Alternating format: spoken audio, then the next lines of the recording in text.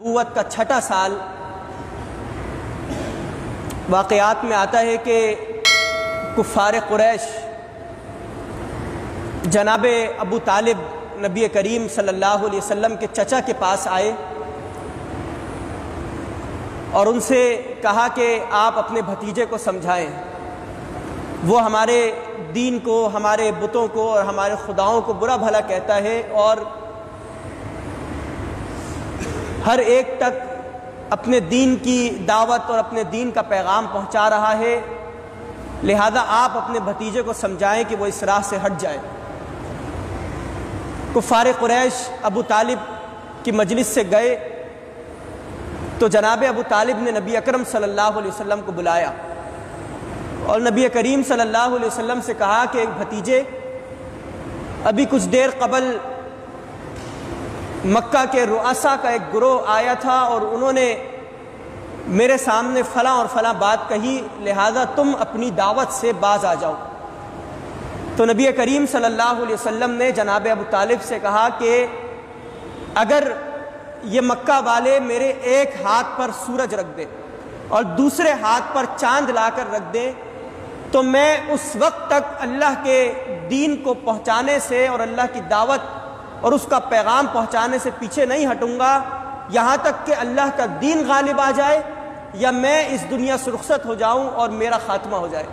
اس وقت تک میں اس دعوت کو اور اس پیغام کو پھیلاتا رہوں گا۔ جناب ابو طالب نے نبی کریم صلی اللہ علیہ وسلم کی اس بات کو سنا اور کہا کہ بھتیجے، میں تمہارے ساتھ کھڑا ہوں، تم اللہ کا پیغام پہنچاتے رہو، میں ہر لمحہ تمہاری حمایت کرتا رہوں گا۔ کچھ ماہ گزرے، نبی کریم صلی اللہ علیہ وسلم اسی طرح اللہ کا پیغام پہنچاتے رہے۔ نبوت کا چھٹا سال تھا کہ کفار قریش کا ایک دوسرا گروہ جناب ابو طالب کے پاس آیا اور مکہ کے اندر اور عرب کے اندر جو سب سے خوبصورت نوجوان تھا اسے لے کر وہ جناب ابو طالب کے پاس حاضر ہوئے اور کفار قریش نے جناب ابو طالب سے کہا کہ یہ جو لڑکا ہے یہ مکہ میں سب سے خوبصورت نوجوان ہے، ہم چاہتے ہیں کہ تم اس نوجوان کو اپنا بیٹا بناؤ اور محمد کو ہمارے حوالے کر دو، ہم محمد کے بدلے تمہیں یہ نوجوان پیش کر رہے ہیں، یہ تمہاری خدمت کرے گا